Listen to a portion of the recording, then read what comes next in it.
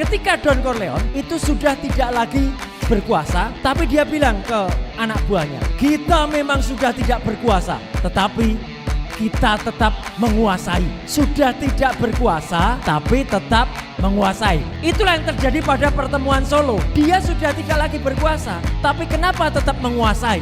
Nah, jadi ini yang menjadi pertanyaan. Ada apa dengan Prabowo? Itu yang patut kita hati. Jadi kita di sini bukan untuk menjatuhkan Prabowo. Jangan, karena kalau dia dijatuhkan, kesenangan si Fufu Fafa itu, ya, itu yang dia tunggu.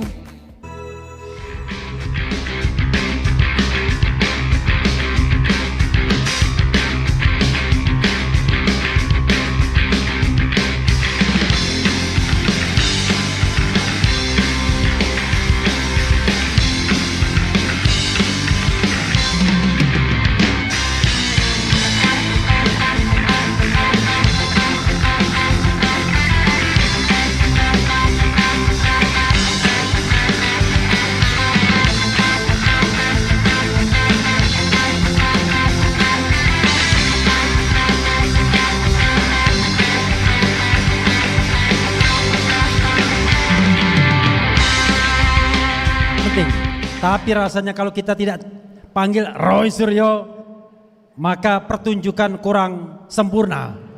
Sekali lagi, Roy Suryo.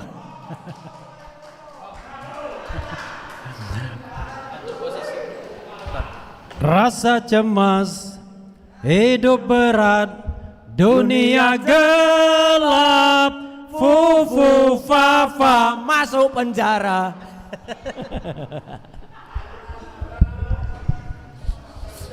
Ya, kali ini saya memang berbaju wayang, tapi tidak main wayang, karena nanti bosen bentar-bentar main wayang, Mas. Nah, saya ingin cerita tentang filosofi acara hari ini. AADP atau A2DP. Ada apa dengan Prabowo? Nah, kalau disingkat tuh A2DP. Mengambil, ini kreatif sekali ini gambarnya, mengambil dari film AADC, Ada Apa Dengan Cinta, disingkat A2DC. Soalnya singkatan ini menarik. Kalau singkatan ini A2DC, itu sebenarnya singkatan yang lain adalah H2C. H2C itu harap-harap cemas. Ini harap-harap cemas, tapi bukan H2SO4. Kalau H2SO4 itu asam sulfat, Samsul itu.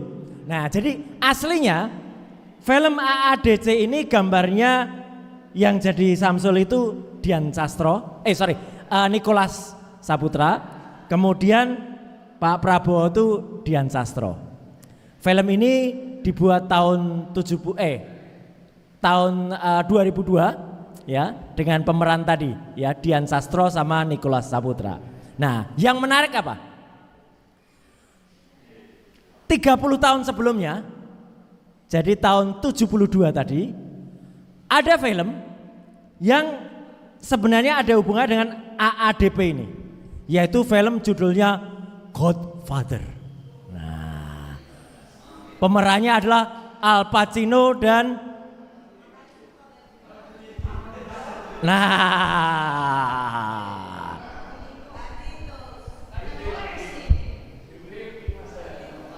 saya harus kembali ke sini, kata Mas Refli, nanti dimarahi kalau nggak kembali ke titik sini. Nah, jadi ada yang menarik dalam film The Godfather ini.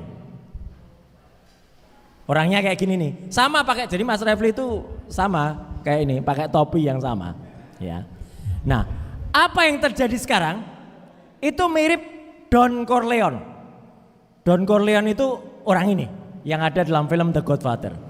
Jadi ceritanya dalam Godfather itu dia adalah mafia, ya, mafia dari Italia, tapi hidupnya di New York tahun 44 sampai dengan akhir tahun 50, ya, jadi tahun 49. Dia sudah hampir kehilangan kuasanya, tapi ada satu frasa, ada satu kalimat dalam film Godfather ini yang menarik sekali. Sama dengan ada kalimat dalam film ada apa dengan cinta itu yang menarik. Kalau ada apa dengan cinta, itu kalimat yang menarik adalah ketika si Dian Sastro itu mengucap pada Nicholas Saputra. Kalimatnya adalah kamu itu jahat, Rangga. Nah, sama di film ini juga ada yang jahat, yaitu apa? Ketika Don Corleone itu sudah tidak lagi berkuasa, tapi dia bilang ke anak buahnya, kita memang sudah tidak berkuasa, tetapi kita tetap menguasai. Sudah tidak berkuasa, tapi tetap menguasai. Itulah yang terjadi pada pertemuan Solo. Dia sudah tidak lagi berkuasa, tapi kenapa tetap menguasai? Nah, jadi ini yang menjadi pertanyaan. Ada apa dengan Prabowo? Itu yang patut kita ambil. Jadi kita di sini bukan untuk menjatuhkan Prabowo, jangan. Karena kalau dia dijatuhkan, kesenangan si Fufu Fafa itu, ya, itu yang dia tunggu. Sama seperti kemarin, sebelum berangkat, dia sudah mau digadang-gadang akan menggantikan posisi sebagai presiden in acting, gitu ya, acting presiden. Tapi ternyata Prabowo tahu tidak. Jadi kemarin Pak Prabowo bilang pada menteri-menterinya, kalau ada apa-apa langsung saya. Kalau ada apa-apa langsung telepon saya. Lah apa gunanya wakil presiden? Iya toh? Bangsa Indonesia rugi besar. Gaji dia ketika presidennya kunjungan 17 hari ke luar negeri, ternyata kalau ada apa-apa langsung ke presiden. Berarti apa? Ini yang harus kita dukung ke Pak Prabowo. Sadarkan Prabowo, setuju? Bahwa itu yang dilakukan. Jadi kalau tadi Habib tadi mengatakan macan atau kucing, buat kembali Prabowo menjadi macan. Jangan biarkan dia jadi kucing gitu ya. Jangan, buat macan kembali. Karena kalau tidak hati-hati, maka memang benar ada apa dengan Prabowo, itu bisa ada apa-apa dengan Prabowo. Jadi bisa A3P, ada apa-apa dengan Prabowo. Itu harus kita jaga. Soalnya apa saja bisa dia lakukan. Maka tadi berkali-kali kita nyanyi, itu ada maksudnya. Jangan sampai isu soal Fufu Fafa itu lenyap.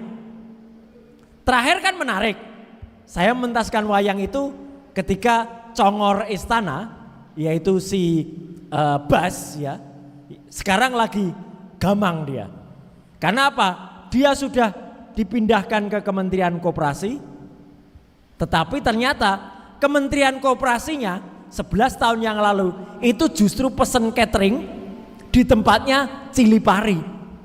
Dan si Fufu Fafa nulis di situ, terima kasih sudah pesan di tempat saya. Nah, berarti kan persis. Nah, sekarang kita tunggu satu persatu. Target paling dekat adalah apa? Orang-orang yang ada di seputarnya itu dijatuhkan dulu.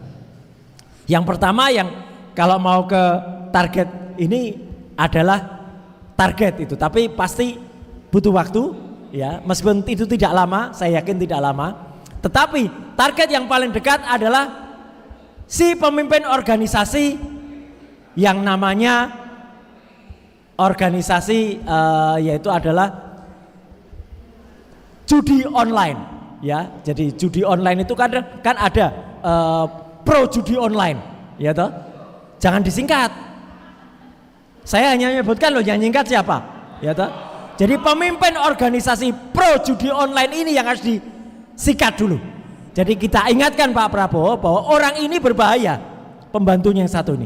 Dia kena, dia nanti akan ketahuan uang judi online-nya itu kemana. Apakah uang judi online itu akan juga terus atau mendukung kegiatan-kegiatan mafia ini. Nah, itu nanti ada hubungannya. Maka teman-teman sekalian, saya mengajak, kalau ada yang sekarang misalnya, oh kita tantang Pak Prabowo, jangan. Justru dengan ada apa dengan Pak Prabowo ini, ya kita harus kuatkan dia dan kita tetap ganyang Fufu Fafa. Setuju? Nah, jadi Prabowo yes, Fufu Fafa no.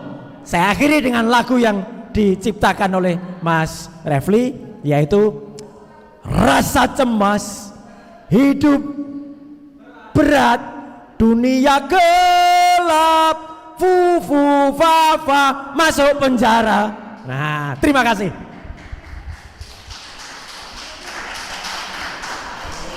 Wayangnya lain waktu, nanti ada cerita soal wayang. Saya baru sadar ternyata ini betul-betul Godfather. Tapi bukan Don Corleone, ini Don Mulyono. Don Mulyono. Lagi assalamualaikum warahmatullahi wabarakatuh. Saya Dr. Dilo Pak Said Didu. Sorry Pak Said Didu nggak lihat tuh, lagi baca sibuk. Pak Said Didu, assalamualaikum Pak Roy Suryo dan semuanya.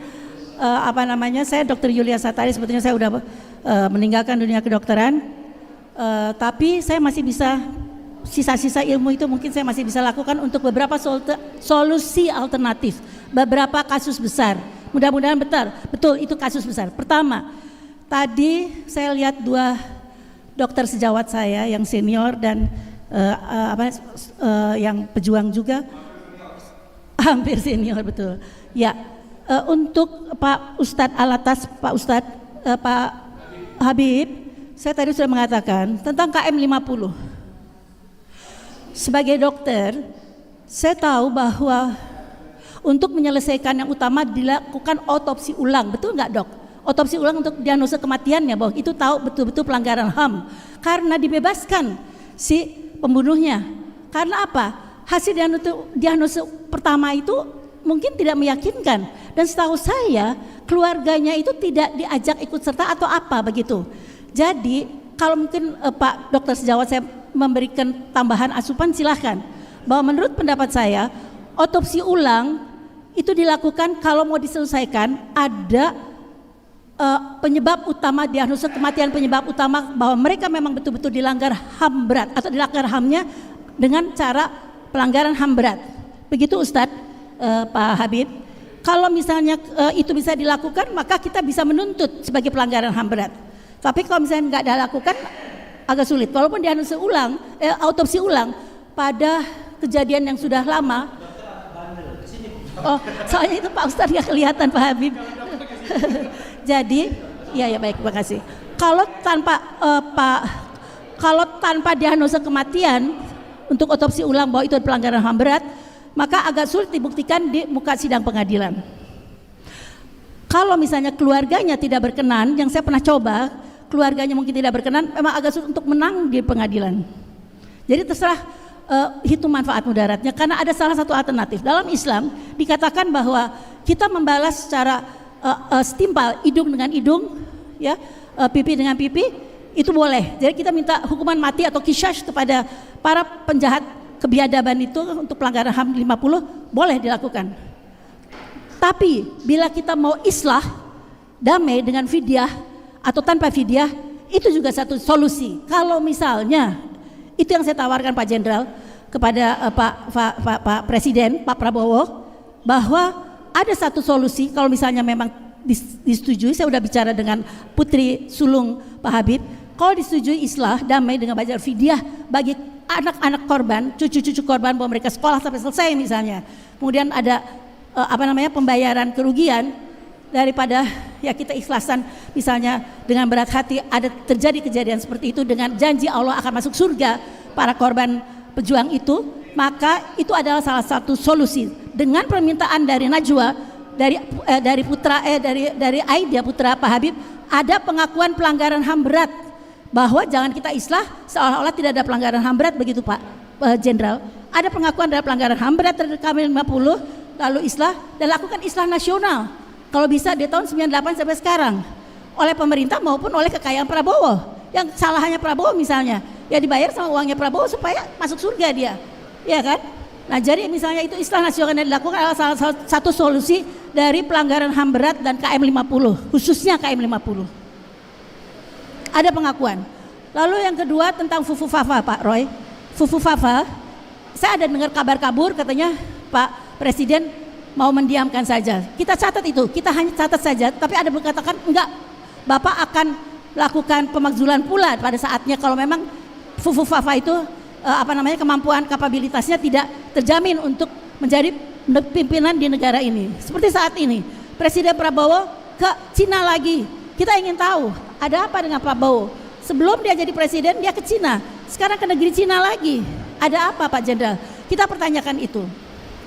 Nah, kalau sampai misalnya dia ditakuti tadi, diancam akan dibocorkan beberapa hal yang kita tidak tahu, rahasia, ya kita kira-kira aja kan, kira-kira ada ini, ada itu, ada saya. Tetapi kita sebagai rakyat sekarang melawan negeri Cina yang ingin menguasai negara kita. Contohnya yang baik dari Pak Prabowo kita dukung, yang jelek kita protes atau kita kritisi ya Pak. Bapak-bapak akan dari Bandung. Misalnya beliau tidak berubah dalam 3-6 bulan ini, kita impeach, kita lawan. Kedua, kalau misalnya tidak melakukan 100% kesalahan, karena dalam PIK 2 beliau mengatakan bahwa sikap beliau melarang adanya eksklusivisme dalam suatu pemukiman dan tidak boleh ada negara dalam negara, itu adalah sikap beliau yang bagus. Jadi amar ma'ruf nahi mungkar yang kita lakukan. Kalau saya, ya ada yang oposisi saya hargai, yang mendukung saya hargai. Saya yang beramar ma'ruf nahi mungkar. Saya mau melihat 3-6 bulan dulu bagaimana, karena ada hal yang positif juga yang kita lakukan, yang kita lihat. Jadi mungkin sikap kami, mungkin ada beberapa hal yang tidak setuju dengan sikap alternatif solusi saya. Pak Said Didu mungkin gak begitu setuju, atau Pak Jenderal Narko juga mungkin belum begitu oke. Saya ingin mengatakan salah satu solusi saya Pak di PIK 2 adalah begini. Karena Pak Prabowo bersikap tegas tidak boleh ada negara dalam negara dan tidak boleh ada eksklusivitas dalam satu pemikiran, itu contohnya adalah di PIK 2. PIK 2 itu sudah benar-benar akan menuju negara dalam negara pada saat 10 tahun lagi mungkin, dan itu tidak boleh sebagai kekuatan pertahanan negara. Yang saya usulkan Pak Jenderal adalah kemarin tuh ada solusi dalam silaturahmi dialog nasional tentang PIK 2, bahwa hentikan, yang penting hentikan dulu tentang PSN PIK 2. Kami setuju semua sebagai benar-benar hentikan. Setelah dihentikan mau diapain? Ada yang mengatakan kembalikan kepada rakyat Banten, setuju. Kemudian yang salah satu yang saya sampaikan menjadi wilayah pertahanan keamanan negara Pak, karena tadi dikatakan oleh dalam pembicaraan kita tadi bahwa kekuatan satu negara adalah bila menguasai wilayah.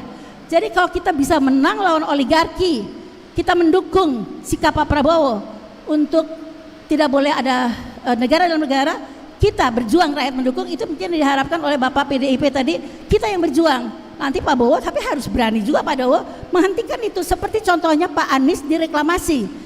Kalau misalnya dia melanggar undang-undang, dia mematok-matok, kemudian membahayakan ancaman negara, mungkin PIK 2 saat ini belum sampai ke sana, tapi dia akan meluas dan sudah dikuasai, sudah dibeli sampai Banten dengan perluasan lebih besar daripada Singapura, Pak. Jadi itu bisa dibikin landasan pangkalan militer, ataukah pangkalan militer apapun, ataukah pertahanan keamanan yang lainnya, bisa untuk rumah orang-orang Banten yang tergusur, bisa untuk rumah para TNI sehingga tidak dekat dengan pangkalannya. Begitu yang ingin saya sampaikan Pak. Terima kasih. Saya kira itu tiga solusi untuk negara kita yang besar-besar. Terima kasih.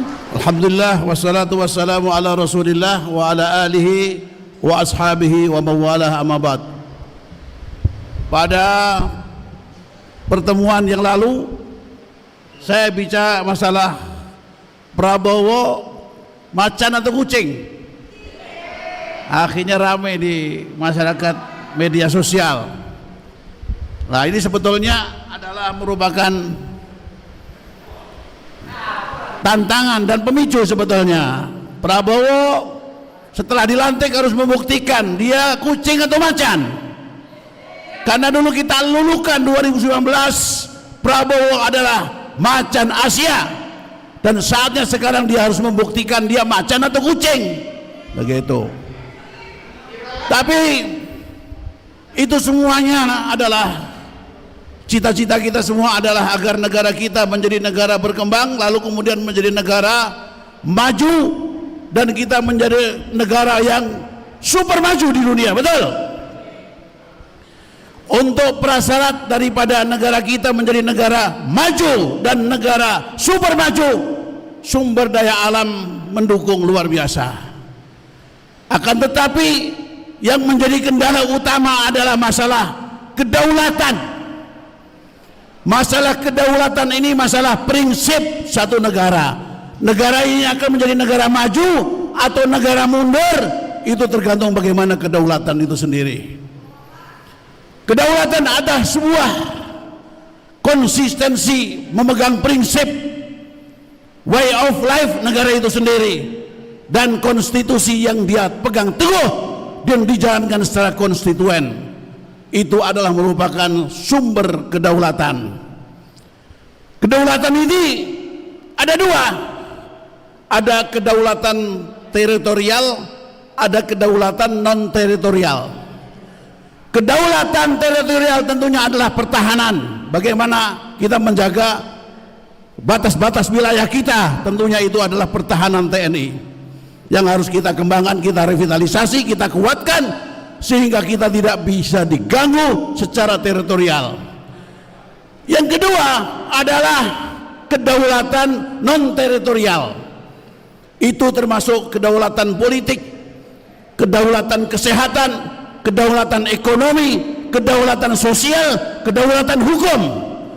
Apakah kita sudah berpegang teguh dan mandiri, tidak dipengaruhi oleh unsur-unsur luar? Itu kita harus buktikan kedaulatan itu. Proses sebuah negara maju, yang pertama adalah kedaulatan harus dimiliki secara mutlak. Yang pertama adalah harus ada stabilitas. Stabilitas politik, stabilitas ekonomi, stabilitas sosial, stabilitas hukum dan lain sebagainya. Kita harus stabil. Setelah kita tinggal introspeksi kita, tinggal muhasabah kita ini. Apakah negeri kita ini sekarang stabil? Politik stabil? Ekonomi stabil? Apakah sosial kita stabil? Budaya kita stabil? Kita pertanyakan sama-sama. Ya, kalau kita tidak stabil, tidak akan pernah menjadi negara yang berdaulat. Ya, kalau sudah stabil, maka akan terjadi pertumbuhan. Negara tersebut, rakyatnya akan tumbuh secara positif dan meningkat. Itu kalau stabil. Kalau nggak stabil, nggak akan pernah meningkat. Ya. Lalu kemudian setelah kita negara menjadi negara adalah negara yang berkembang, bertumbuh, maka kita semakin banyak equity. Semakin banyak equity, semakin stabil, semakin berdaulat dan akhirnya menjadi negara maju. Apakah kita bisa menjadi negara maju? Jawabannya yang pertama adalah presidennya bagaimana. Apakah presidennya dia punya kedaulatan atau tidak? Kita tanyakan, Pak Prabowo ini sekarang menjadi presiden, dia berdaulat atau tidak secara pribadi? Dalam politiknya, pemikirannya, kepentingan-kepentingan rakyat, dia punya kedaulatan atau tidak? Kalau dia tidak punya kedaulatan, mustahil kita akan menjadi negara maju. Wassalamualaikum warahmatullahi wabarakatuh. Untuk para pemirsa ketahui bahwa kami di sini 2014-2019 adalah pendukung Bapak Prabowo semua, betul? Saya ingat muka-mukanya. Kalau sekarang apa kabar Pak Prabowo? Makanya ditulis oleh Bang Refli, ada apa dengan Pak Prabowo? 2019 kami bolak-balik bagaimana Pak Prabowo bisa menang di Sumatera Selatan. Makanya saya nggak ketemu banyak yang di sini karena saya dapat duit saya terbang, Sumsel menang 62% Prabowo Sandi.